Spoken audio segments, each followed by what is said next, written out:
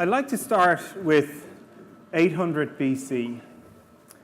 And around 800 BC, the seed of a civilization, a startup, if you will, that would go on to become one of the greatest civilizations of the world, started on 7 hills in Central Europe.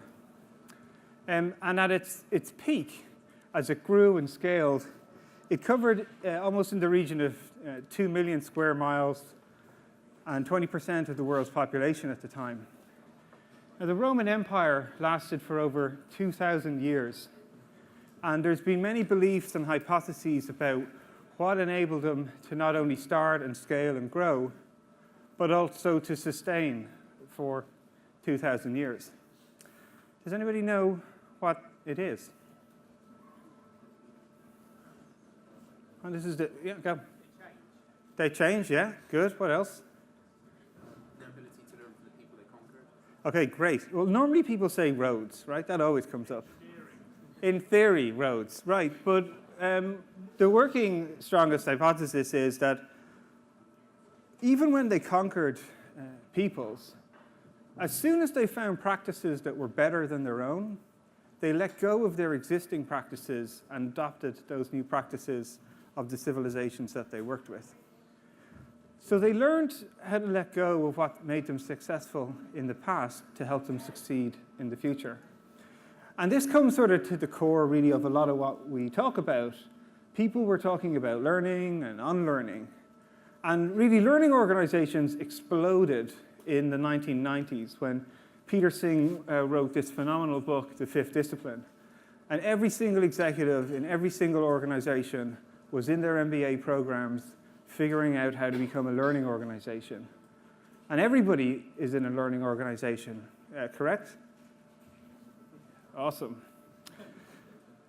But while people got really excited about this concept that we have to continuously learn, there was another skill that was spoken about but actually went unnoticed. In 1981, 𝗬𝗫𝗍𝗍 talked about the concept of, while learning is important, also unlearning is really important. Because at the same time as we acquire new knowledge, often our old knowledge becomes obsolete or dated. And really what we need is a system to continuously learn, but also understand what we need to unlearn to achieve higher performance and better results. Now, but we didn't see that. You know, the pace of change relatively in a lot of the industries that we worked in, nothing really changed. Right?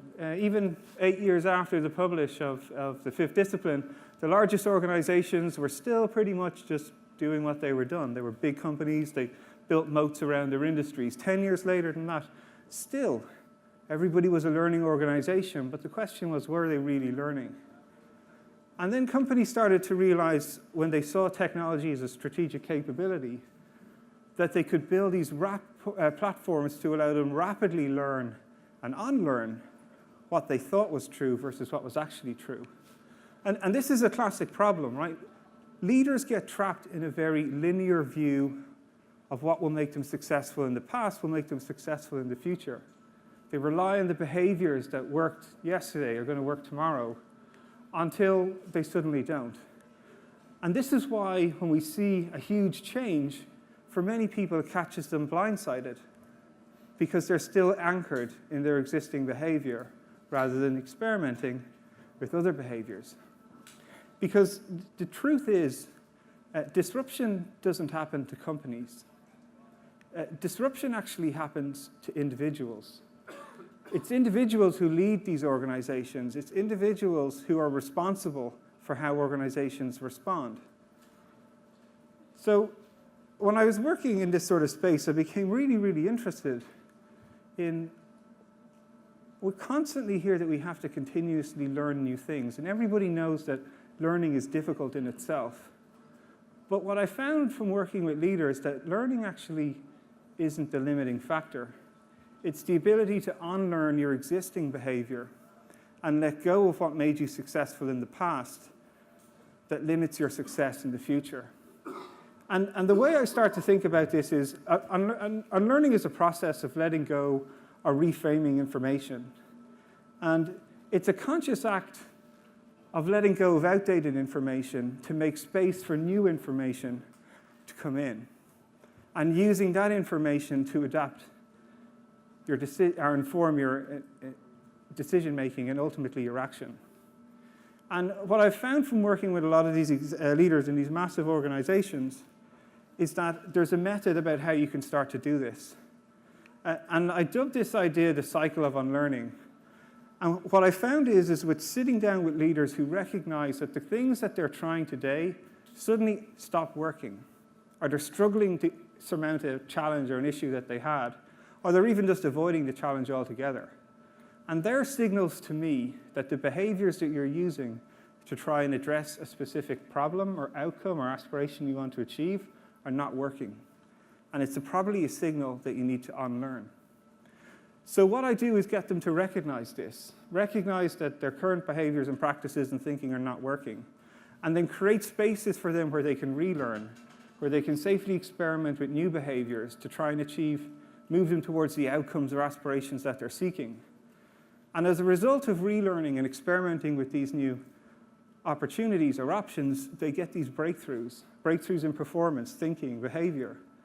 And by going through that loop, it's not just a one and done thing. When they start to recognize the limiting behaviors that they have and their mind steps and the breakthroughs they start to come to realization, it actually becomes a virtuous circle. And the faster and the quicker that you can go through this is a capability that allows you to adapt to ever-changing circumstances and the complexity and uncertainty that we face. So most of you are all working in organizations that are probably trying to transform at the moment. And what's the speech? Yeah, one person is. Okay, cool. So what's the normal speech that you hear from leadership? What's the big opening keynote 1st of January every year? What happens? What do they say? What do we all say? Is any different this year? Good. Yeah, well, what I find is people say, we need to transform. And really what they mean is, you all need to transform. I'm just going to keep doing the things I've always been doing. And I saw this as a real issue, right? Everybody, it's like if that team over there changed, if somebody just did something differently rather than changing themselves. And I often found, and I had to unlearn from doing these transformation initiatives, I got tired of constantly working with these innovation teams on the ground doing great work, but they weren't inflicting change on the entire system. They were successful in their world, but they weren't impacting the wider system. So it got me to think about, well, how could we do this differently?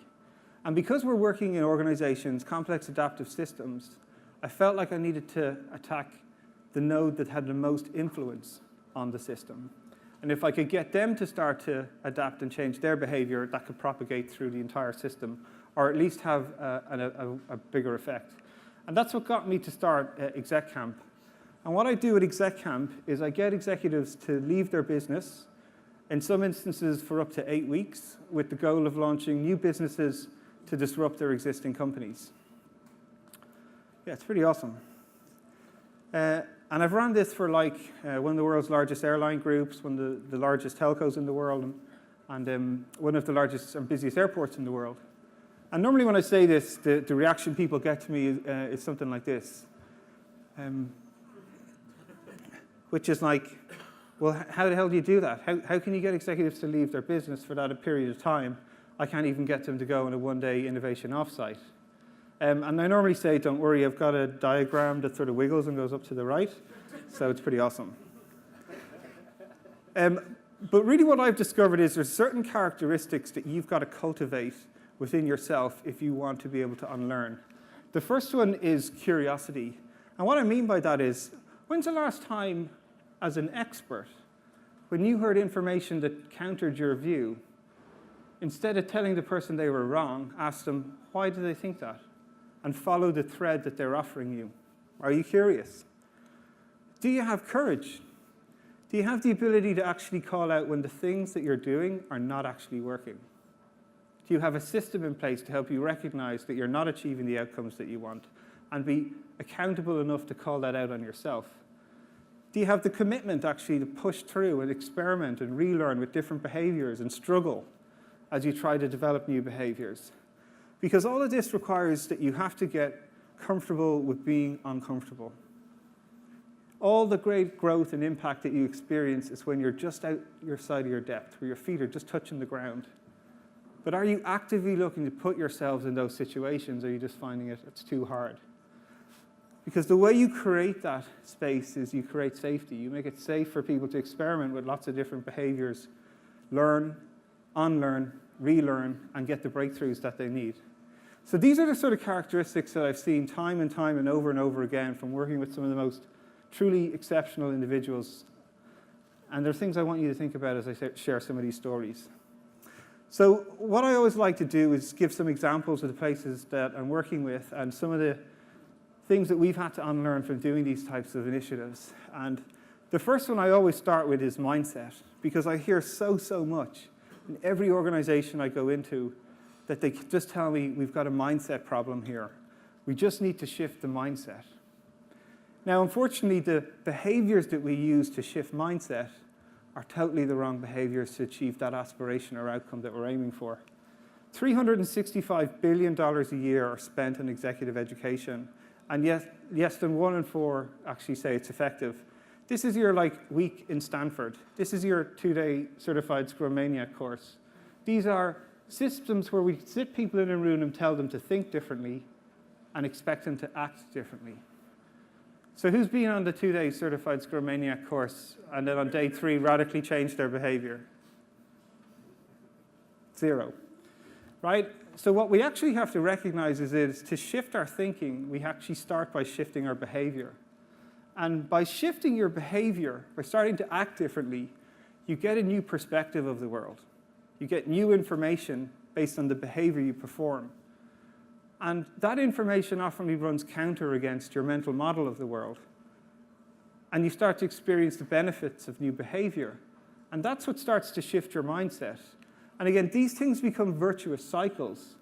As you change your behavior, get a different perspective, it impacts your mindset, and again, encourages you to keep changing your behavior and adapt to the complexity or change that you're facing. So I had the opportunity to work with International Airlines Group, the executive team. They're the parent company of people like British Airways, 𝗵𝗵𝗻𝗄𝗏. They're the sort of 6th largest airline in the group, and they've got about 65,000 different employees. And we took 8 of their most senior leaders out of their business for 8 weeks with the goal to launch 6 new ideas to transform not only their business, but the industry, and as a result, transform themselves. Now, on day 1 of the first activities we started to do was map out all these ideas. And one of the senior executives was convinced that they had this amazing idea to totally revolutionize the airline industry through a booking platform. This person had been in the industry for 20 years. They were probably the most senior person that could have been in that room. Lots of industry experience. And we just had to do this idea that they knew would work, and we would be successful. So we were like, great, this sounds like a good idea. Why don't we test it with some customers? And they were like, yeah, great, let's just get some customers in here to validate my idea. So how do you think it went? So, look at my awesome idea. What do you think the executive's reaction was? Wrong customer. Get me the right customer. Sure, well, let's get you the right customer. Sucks again. We went through this process about 3 or 4 times. And then I sat down to reflect with the executive afterwards and said, what do you think the problem is? And they're like, the idea sucks, not the customer. And that was their breakthrough moment. That was their unlearning moment, where they realized the limitation of expertise, of their implicit assumptions. That executive went on to be one of the best experimenters I think I've ever worked with, because it reignited their curiosity. They started to see all their assumptions actually as hypotheses, as beliefs to be tested. And how could they quickly create scenarios to rapidly test those assumptions to find out which are true or which are false and allow them to iterate. So they literally started to engage customers in all sorts of things because they realized that they were helping make their systems better. The signal from the customer was that things were not as they expected and a chance to improve their systems of work. Now, we went on to create some amazing innovations in this 8-week program. We created the first ever blockchain identity management system for the airline industry. We created machine learning tools that could synthesize their customer data in, I think things that took like 6 weeks were being done in like minutes. So there was lots of great ideas, but there was even more great ideas that we were trying to funnel back into the organization. And well, how do you think it went when we had 8 senior leaders out of the company coming up with lots of great ideas and then went to put them back into the organization existing governance and portfolio management process?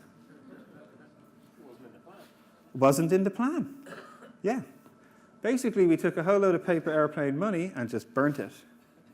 Because these teams were already fully loaded with their own backlogs of things that they were working on and their own innovation activities and limited capacity to push more things onto it with less even ownership or psychological ownership of these ideas.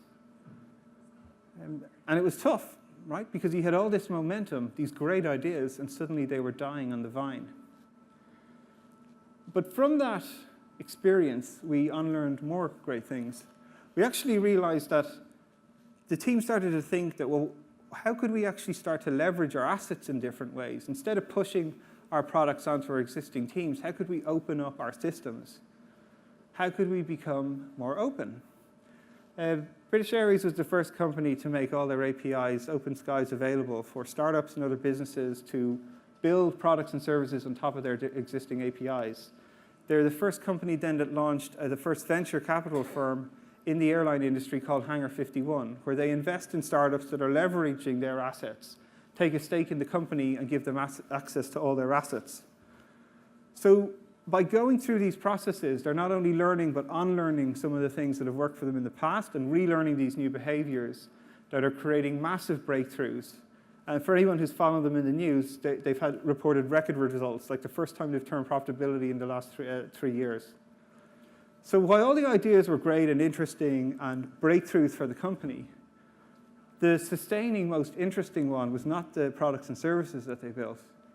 It's the shift in mindset from the leaders who went back into that organization and became coaches for other people in the organization as they start to understand the limitations of their current systems of work, but also the things they need to learn and unlearn. And this is one of my favorite quotes from Stephen Scott, who was the Chief Innovation Officer for IAG. But that moment where 97% of the people are telling you to stop doing it's not going to work, that's the very moment you need to increase your experiment velocity and go faster to get the breakthroughs you need and find the thing that's going to give you the extraordinary results. So one of the other challenges that I often see with a lot of organizations about unlearning is actually that they know too much. In fact, they actually know it all. And this is a real challenge, right? Myself and Dan were talking before this talk, is that one of the tough things about being very, very, very experienced in a field is that it's actually almost harder to let go of the things that have made you successful.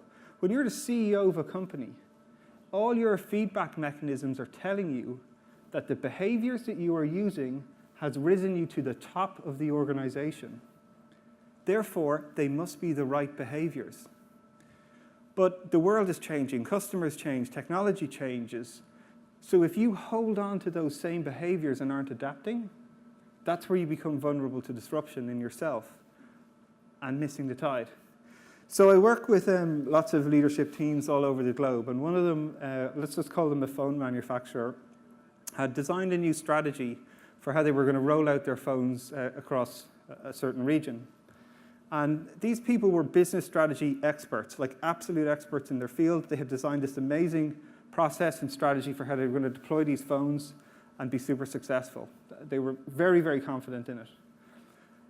So I sat down with them and thought, well, how can I give them an experience to help them test the assumptions of their strategy? Remember, strategy is a big hypothesis, and your products are essentially experiments to test that strategy. So how would you help a bunch of executives test their strategy in a safe-to-fail manner? What could you do for them? A gamer simulation, awesome. Very, very good. I gave them a $200 prepaid credit card, 5 of them, and 2 hours to go out and try and see if they could sign up to their own service. That was the SLA that they'd set themselves. Off they went. How do you think they got on? Well, they're the wrong kind of customer. Wrong kind of customer, yeah, great. Wrong customer of your own system, right? Of the 5, 1 of them was successfully able to do it. The other 4, well, 1 nearly did it, and the other 3 really struggled.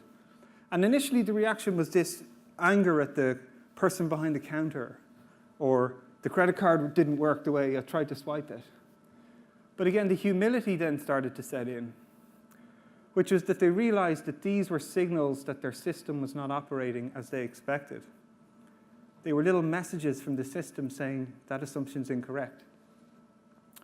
And this was a safe-to-fail way for these executives to learn what worked and what didn't, and relearn to get the breakthrough in how they could improve their business strategy and as a result, extraordinary results. Does anyone know who this person is? Looks like him. No. Close though.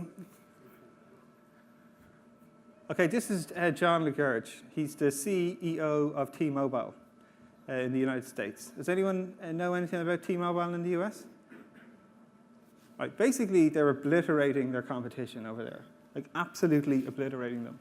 So John, as a background in business strategy, came into the role as CEO a couple of years ago, probably 6 or 7 years ago.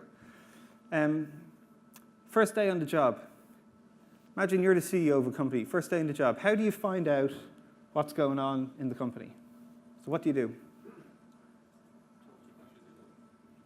Talk to your customers, good. What else? Act like a customer, good, yeah. What else? Good, yeah. What typically happens in organizations when leaders join the company?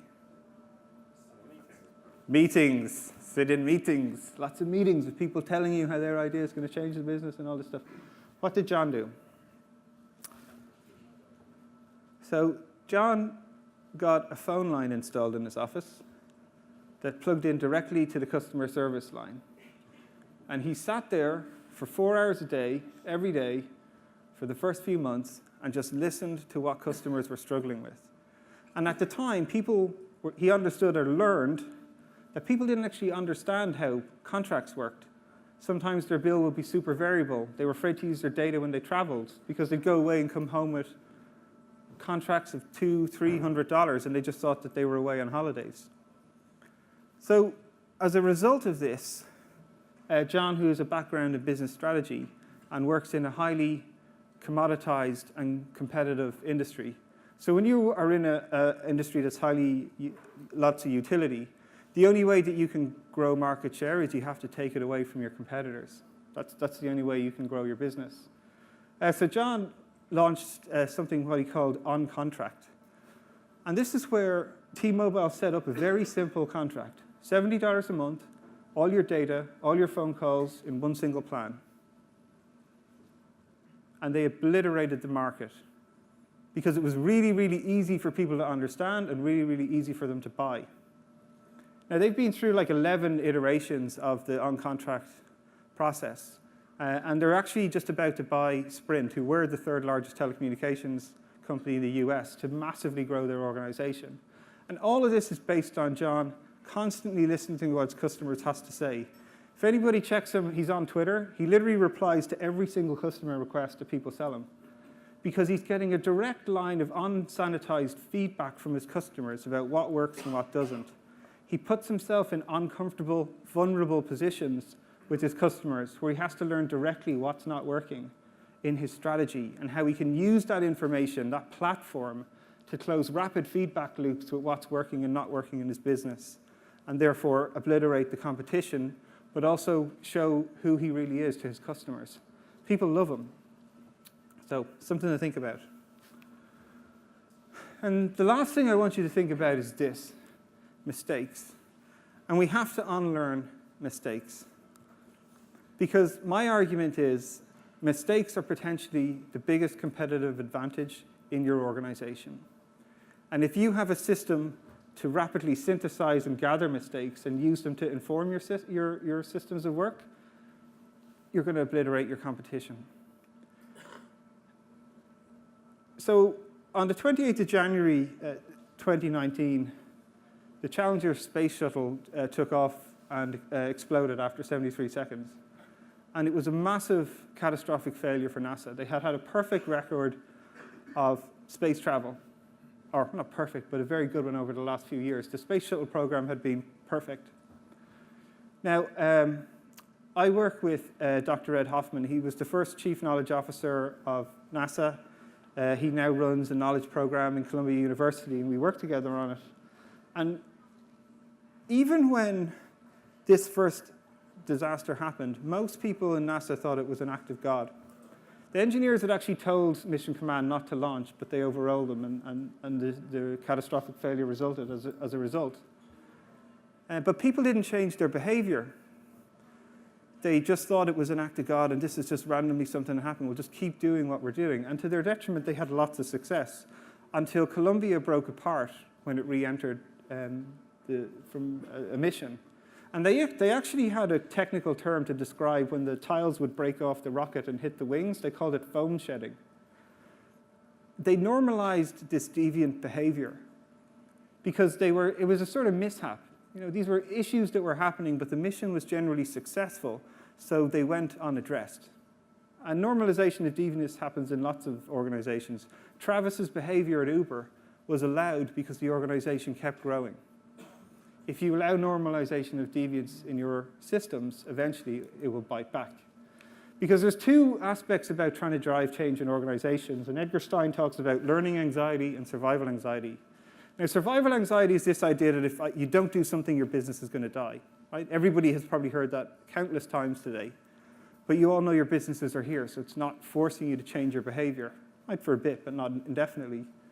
The tap for unending innovation is to reduce learning anxiety, making it safe for people to try new things. How will they be treated if they don't get the expected result?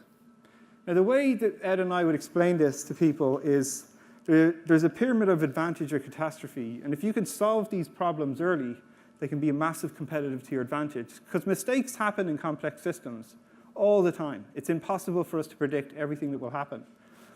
But if mistakes aren't treated and you still have success, they become mishaps. And mishaps are when a mistake was recognized, not unknown, but you were still successful. And if mishaps aren't dealt with, you can ultimately get to these catastrophic failure events. So the trick is, if you can catch signals, mistakes, early in the process, they can actually be used to improve your systems and more resiliency. Now, NASA has a real big problem. Guess how smart people at NASA are? They're rocket scientists. They're pretty smart dudes and ladies, right? And this is the kind of thing is that what happened inside there is that these towers of knowledge became knowledge silos, and no information was moving across the company. Nobody could share any mistakes because smart people don't make mistakes. Actually, smart people can make reasons about why they wouldn't make mistakes because they're so smart and have thought about that already. And as John mentioned earlier today, Google debunked that with their study, that it isn't how many Smarties it takes to fill the M&M, or sorry, how many M&Ms it takes to fill the Empire State Building about what creates a high-performance team. It's actually how safe you feel to share things that worked and didn't work. So we started to create a system where leaders in NASA would sit down with one another and share stories of things that they tried, things that had worked, things that had failed. Most of what they're doing is emergent information. For instance, space junk is a massive problem. Is anybody here an expert on space junk? Actually, there's nobody in the world who's an expert on space junk. But what was happening at NASA was somebody would just be given this task to do research centrally and then tell the practitioners exactly how space junk operated. Right? And what started to happen in NASA is when they got safer with sharing their stories with one another in these small little environments that we convene, they wanted to start to share their information back with the community to correct these policies that were being pushed on them. And they actually organically created their own internal Wikipedia and of emergent knowledge in these fields that nobody else had, which was a powerful thing for people inside the organization writing policy documents that would go back to define what policy was, rather than it being pushed down on them. Now, they've had great success since then, but now that they've reduced the learning anxiety, they also focus on just peaking survival anxiety. So every year, on the 27th of January, they shut down all of NASA.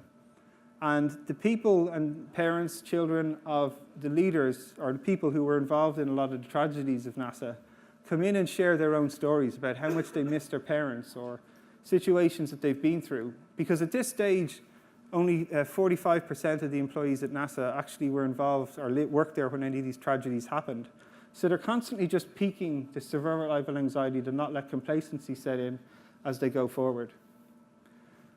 So my small thing to ask you to think about when you're thinking of leaving here and going and actually taking some action is I want you to think big about an aspiration or outcome that you have, something that you feel you need to change. But you can start really, really small. And the way you do that is write down something that you think you're struggling with right now. And then find someone that you trust in your organization and ask them how well you think you're doing trying to solve this problem on a scale of 1 to 10. And then ask them, what could you do just to get like half a point better? Just half a point. And get them to list out a couple of options. And maybe try the one that feels most uncomfortable for you. Experiment with that little behavior. And then go back and check in with that person a week later and see how you're progressing or if you're starting to solve some of these problems. You know, we've had big things can come from small things. At IAG, after they had all these breakthroughs in terms of the generation of products, in March 2017, they launched an entire new airline to disrupt the low-cost carrier transatlantic groups called Level. 52,000 people booked seats on the first day it was launched, 152,000 in the first 3 months. So they're innovating the way that they're changing. They're unlearning and relearning the ways that they can do business and innovation to transform and have extraordinary results in their company. So my takeaways for you are this. Think big, but start small. It's important that you experiment with lots of new behaviors and make it safe to fail and safe for you to get outside your comfort zone and do things. But you've got to choose courage over comfort. You've got to recognize when the things you're doing aren't working. So put a system in place to help you recognize if your behaviors are working or do they need to adapt and continually adapt. And the way that you do that is that you scale safety in your organization. And this allows you to have the breakthroughs that you need. So you've all got a copy of the book. I really hope you enjoy it and you read it. And if you like it, write a review on Amazon. If any of your friends couldn't make it here today, I've got a public launch on Thursday at 6:15, so they're welcome to come along. You can sign up here. Thank you very much. On to my friend Dan here to take us home, all right?